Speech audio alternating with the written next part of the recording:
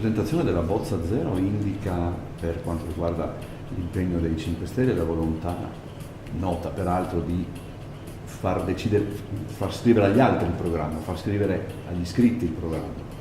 Certo, noi lo scriveremo insieme ai cittadini, così come è nostra natura. Per noi la partecipazione del singolo cittadino è importante, proprio perché riusciamo a ricevere tutte le istanze dai vari territori e non è che dobbiamo stare a sentire solo alcuni.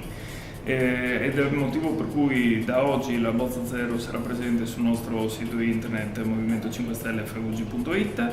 Tutti quanti potranno esprimere le loro valutazioni, fare le loro osservazioni, indicarci se c'è qualcosa che magari non gli piace e ci possono dire perché, ma soprattutto ci possono indicare quelle che sono le loro istanze, le loro richieste.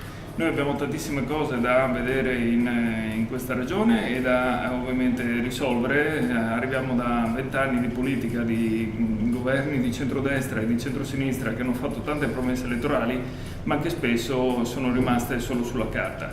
Noi vogliamo realizzare un programma credibile e che sia effettivamente concreto e realizzabile, e questo lo possiamo fare, secondo noi, solo grazie all'apporto di tutti i cittadini. Che è anche una risposta a quelli che vi accusano di essere il partito del no.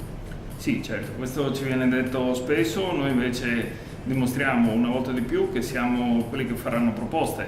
Le abbiamo fatte per 5 anni in questa legislatura, alcune proposte di legge sono diventate poi norme di questa regione, altre sono rimaste totalmente inascoltate anche da questa maggioranza.